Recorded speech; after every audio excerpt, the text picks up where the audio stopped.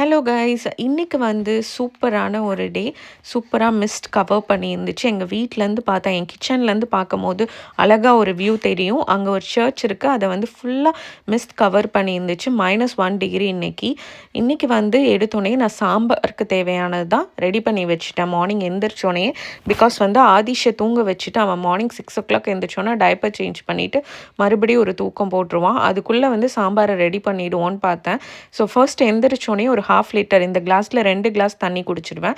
குடித்த பிறகு கேரட்டு, அப்புறம் வந்து கொஞ்சோண்டு பனானா எடுத்துக்குவேன். அப்புறம் ஆப்பிள், ரொம்ப இனிப்பான ஆப்பிள் இருக்கும், அந்த ஆப்பிள் வாங்கிக்குவேன். நல்லாயிருக்கும் இங்கே ஆப்பிள். ஸோ 3ஐயும் போட்டு நல்லா அடித்து ஸ்மூதி ரெடி பண்ணிடுவேன். இது கூட மில்க் மட்டும்தான் இது பண்ணுவேன், சுகர் கலக்க மாட்டேன். மார்னிங் கூட ஒருத்தவங்க இதோட ரெசிபி கேட்டாங்க, அதனால தான் carat and apple and banana மட்டும்தான் கலப்பேன்.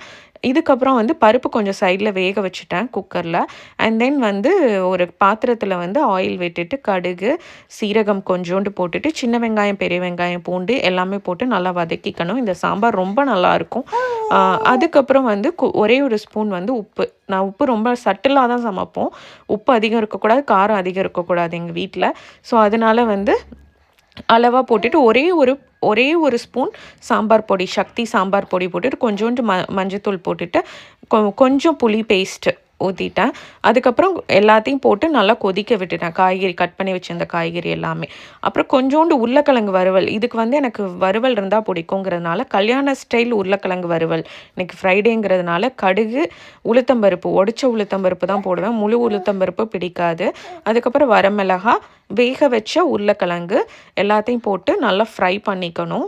ஆனியன், வேக வச்ச உருளைக்கிழங்கு, அண்ட் தென் வந்து வேக வச்ச உருளைக்கிழங்குல கொஞ்சோண்டு காஷ்மீரி மிளகாய்த்தூள், கொஞ்சோண்டு தனி மிளகாய்த்தூள், மஞ்சத்தூள், உப்பு போட்டுட்டு ரெடி பண்ணிக்கணும். அதுக்கப்புறம் மல்லித்தலை தூவி அதை இறக்கிடுங்க. சாம்பாரும் பேரலாக ரெடி ஆகிடுச்சு. சூப்பரான sambar with potato fry ready ஆகிடுச்சு. இதுதான் என்னோடய லன்ச். அண்ட் லன்ச் பிளேட்க்கு நான் மத்தியானம் மட்டும்தான், மார்னிங் ஸ்மூதி குடிச்சிட்டேன், மத்தியானம் இந்த லன்ச் பிளேட். அதுக்குள்ளே என் பேபி இருமிட்டாங்க. மத்தியானம் லன்ச் பிளேட் இது தான். அண்ட் தென் ஈவினிங் பாப்கார்ன் சாப்பிட்டேன். இதுதான் எனக்கு இன்றைக்கி ஃபுல் டேவோட மீல். தேங்க்யூ.